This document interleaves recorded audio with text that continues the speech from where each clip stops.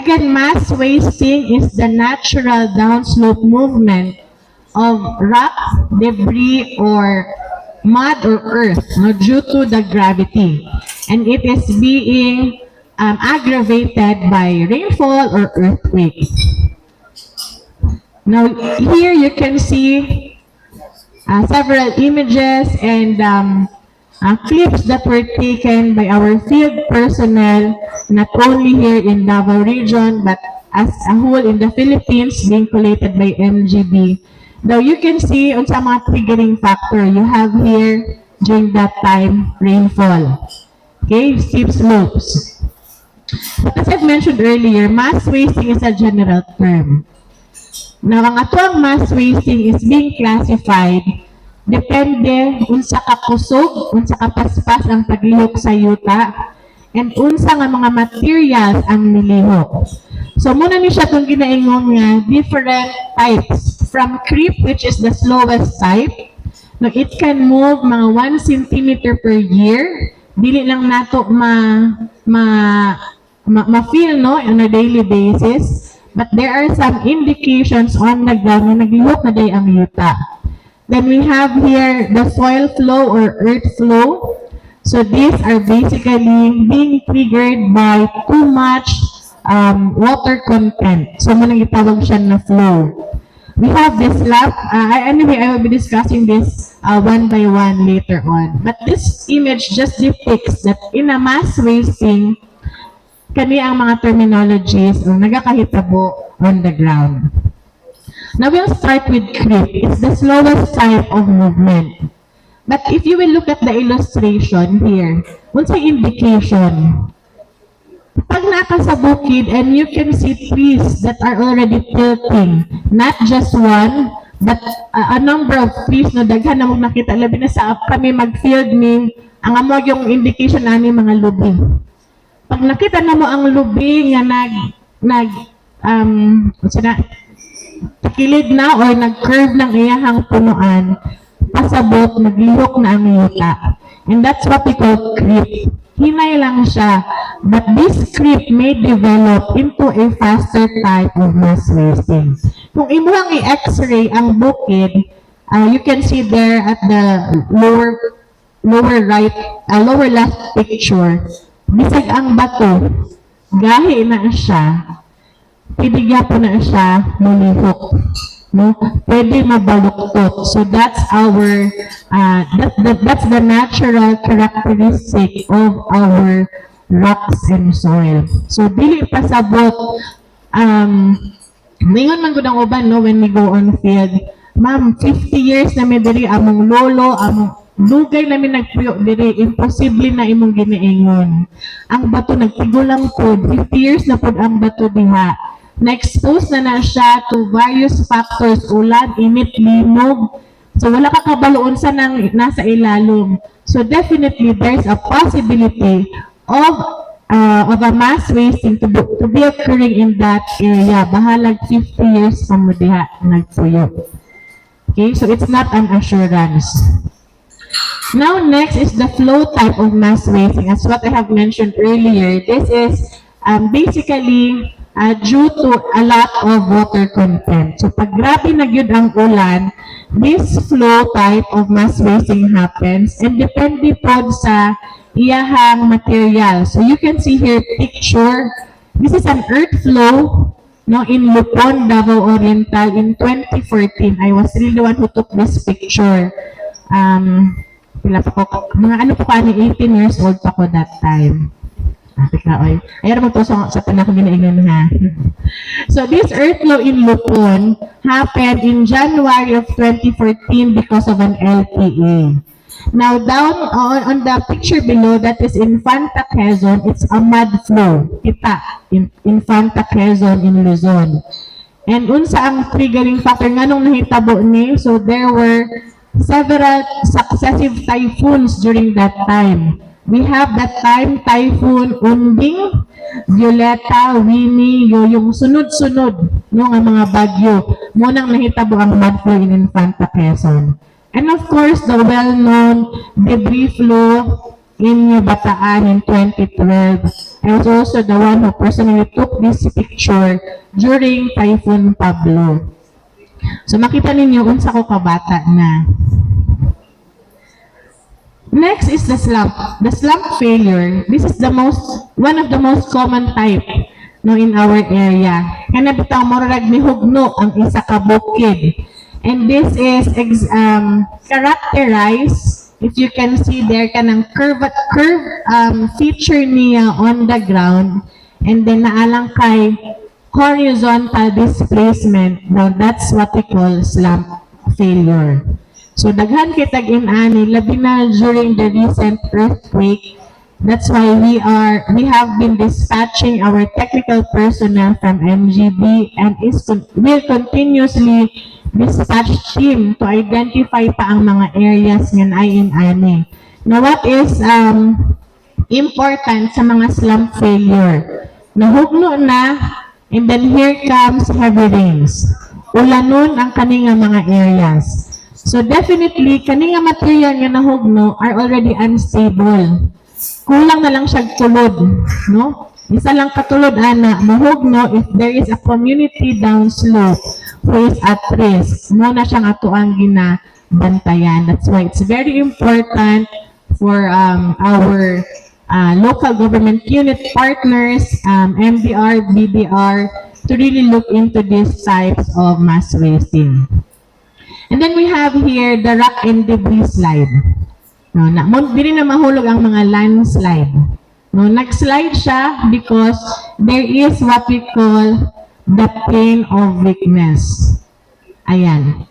This is a picture in Don Marcelino. I took this siguro mga 14, mga inanapod na mga times. So this is just along the National Road. Now, if you can see here, mura siya gipatong-patong na mga bato.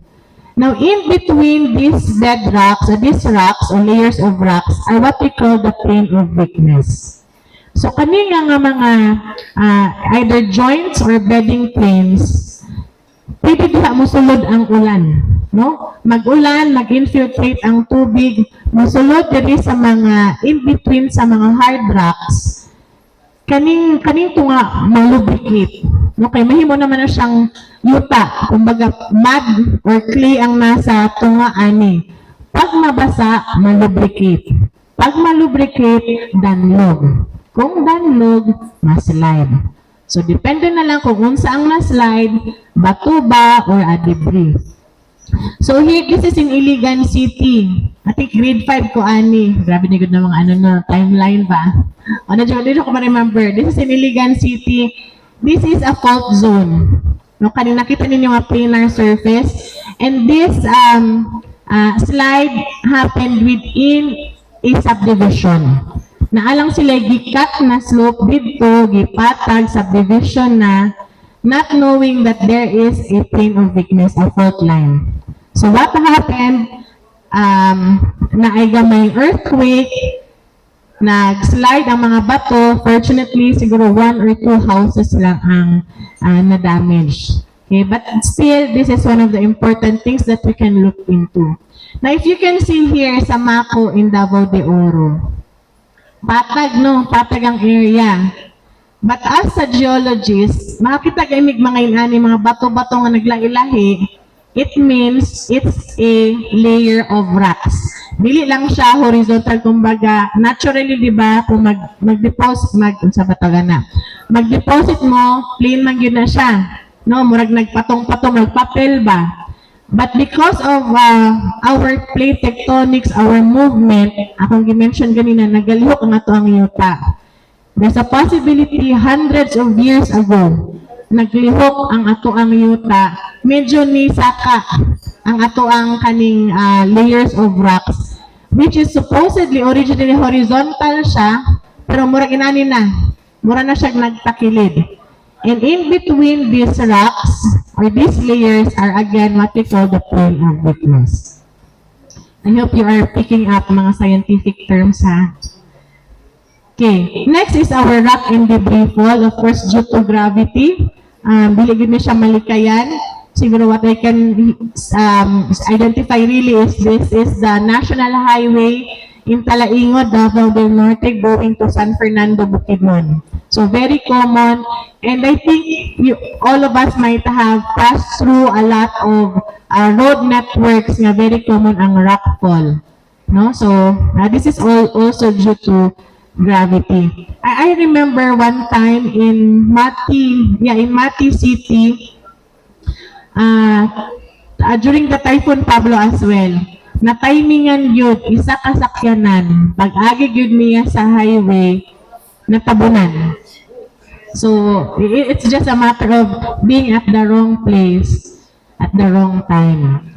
But it is still expected na mga inanin ng mga areas very common, no, susceptible to this type of mass wasting. Diba? May nahulog pang F. Grabing effort. And lastly, debris avalanche, the fastest type of mass wasting. And one of the well-known examples of debris avalanche is what happened in Ginsaogon, Leyte. And siguro recently, it's a complex slide, but what happened as well in Masarama po in 2024. So a debris avalanche is the fastest type, wala na chance nga makadagan. Imagine in Ginsaogon, Leyte, it happened daytime, di ba? And that was during working hours, night klase. If you recall the story nga, ang school, actually na-erase yun ang whole barangay. If I'm not mistaken, 30 meters thick of materials ang nitabon. So, unsa kataas or kabaga ang 30 meters thick. Ang one-story house is 3 meters. Please correct me if I'm wrong, natin mga engineers diri ha. Mimuha ng sukatan, estimate nimo 3 meters. But what happened in Ginsaogon? 30 meters ang nitabon. So, wala na yung time nga makadagan ka because of this type of mass wasting. Now, we are also questioning ngano man yung mahitabo aside from the geologic setting and the climatic setting. So, the answer is first, the natural phenomena. No, naatay mga natural characteristics sa ato ang kalibutan na di gyud malikayan, this will really provoke mass wasting. So, what are these common factors? So we have here steep slopes. We have fractured or weak rocks. Dapat natin checklist eh. Labi na sa inyo ang lugar no. Naabatayin ani steep slopes. Check. Ang bato pa dito is fractured or weak. Pagtanaw niyo buak-buak. Check. Gamay na lang ba ang mga tanom? That's why because sparse vegetation. Check. Baga ba ang yuta? Check. So, kung check na tanan nga natural contributory factors, it means your area is highly susceptible to mass wasting. Okay. So, ang uban maingon nga, ma'am, nganong naay mga areas nga highly vegetated, pero nag-landslide. One example, again, is Ginsaogon. So, as you can see here, sa Ginsaogon, apart from it being highly vegetated, but ang slope niya, grabe katarik. And the Philippine fault runs through this range. So, daan na po yung mga contributory factors. So, akong gingon ganina, masig fractured ang mga bato dito. Baga ang yuta. So, those factors can still trigger even if the area is vegetated, posibleng gihapon mahitabo ang landslide. So again, it's not an assurance. So you go back to our checklist if those factors are present. Sorry. Now here is another one important factor or triggering factor is our rainfall. So our rainfall, especially pag vegetated and then dili siya sementado, mo infiltrate man yun na sa yuta, musulod sa yuta, musunop sa yuta. But sama sa tao, naarga po na capacity ang yuta nato, unsa lang kadaghan ang tubig nga pwede niya ma-hold.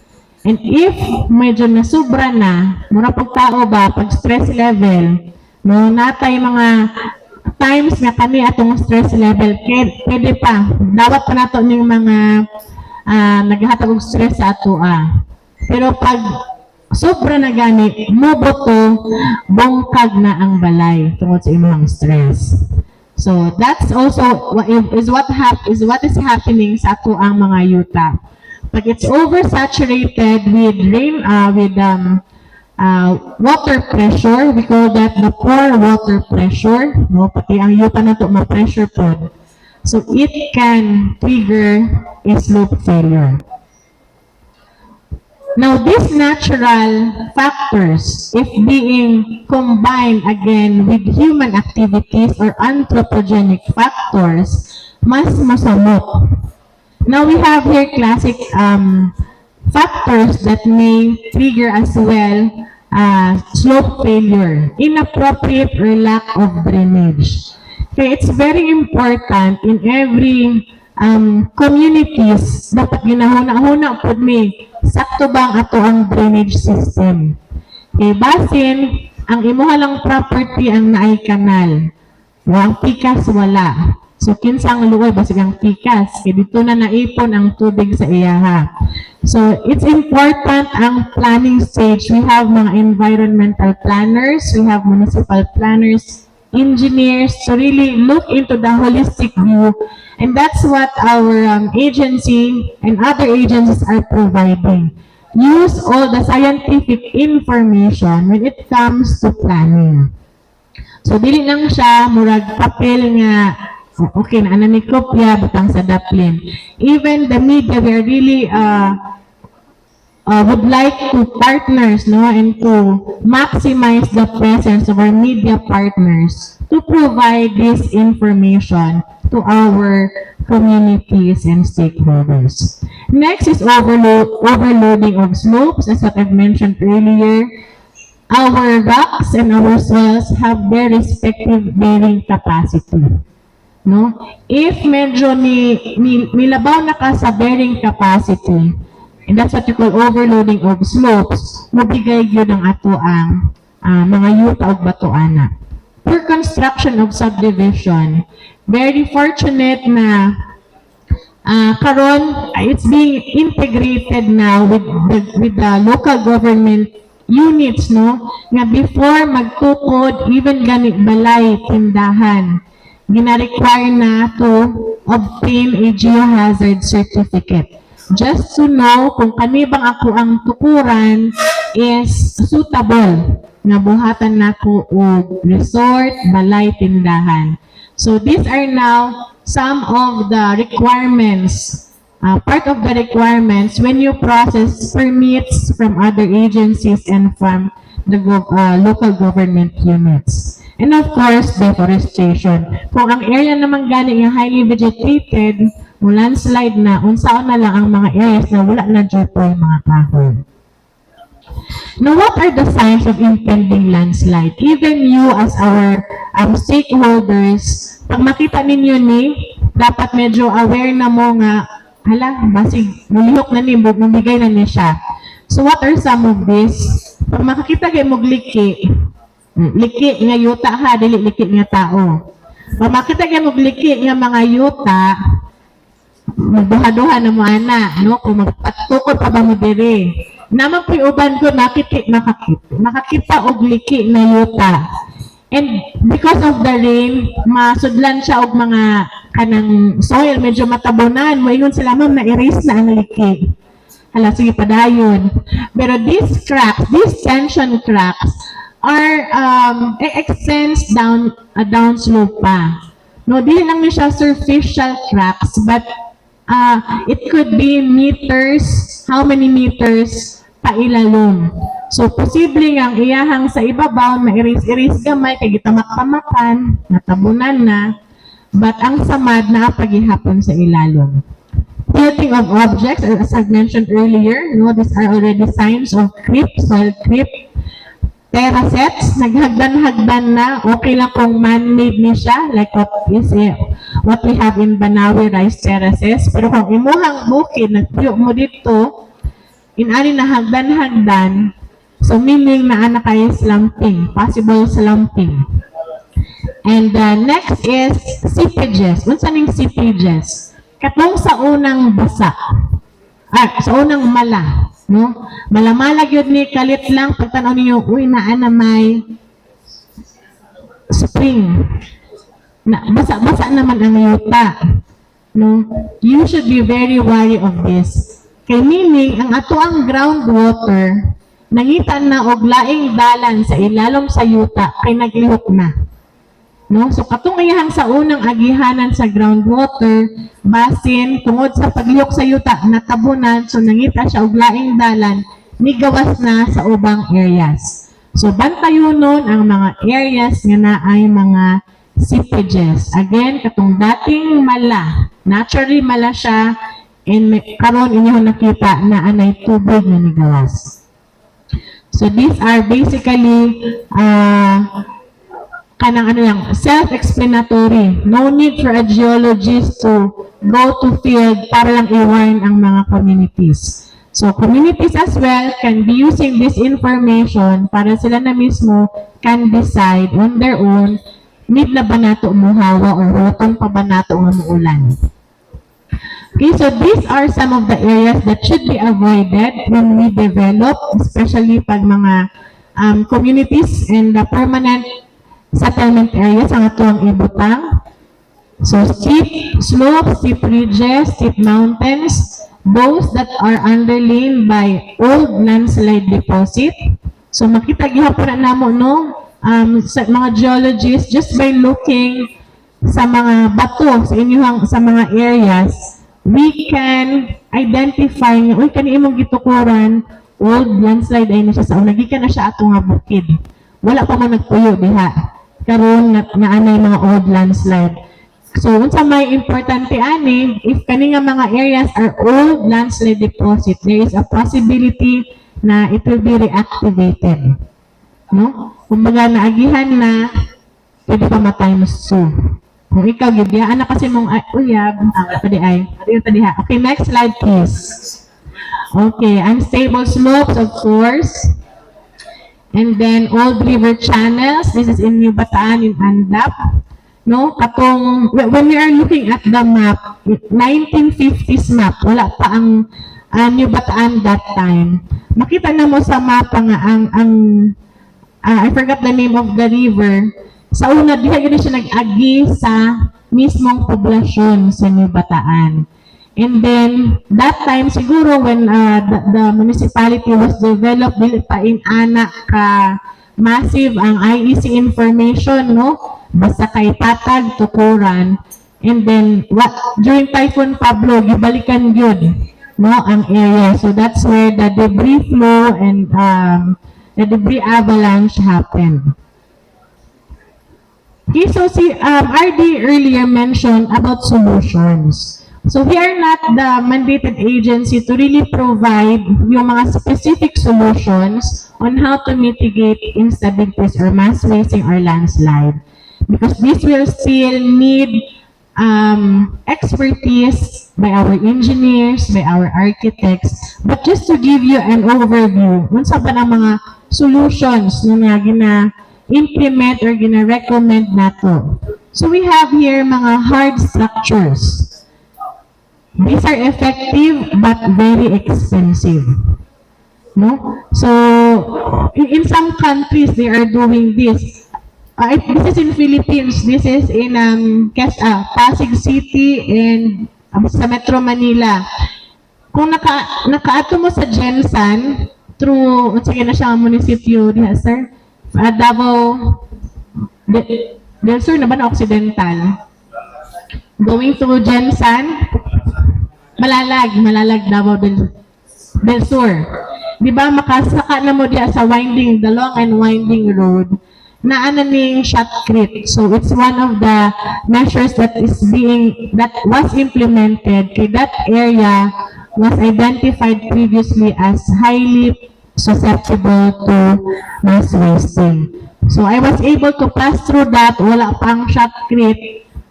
So nakita yun ako ang development in that area. Now we have here mga other solutions that are being recommended. Now we go to the nature-based solutions. So kung medyo wala tay budget pa, we can opt with this nature-based solution. Parasets, no, terracing, and by putting up mga vegetation to prevent soil erosion. So daghan tag pwede sad nga ma-implement, but again, this is just a recommendation and we will really would love to provide the scientific information to our other agencies nga basig makuhaan po nila unsa ang possible solution based on the geology kasi we really still have to look at unsa ang mga material diha. In some instances, na uban maingon nga sige mag-planting pa kay basig makahold siya sa yuta. But on the ground, ang mga yuta dito and ang mga bato are fractured rocks. Kay naa siya sa fault zone. Nagtanom ka og kahoy. Ang kahoy mudako, mulapad ang iyang ugat. Ang iyang ugat mosulod sa mga fractures. So, unsay mahitabo? Will it hold or will it trigger a slope failure instead? So, dili tanan solutions dapat automatic. So, kinahanglan po na siya sabihan if it is applicable in the certain areas.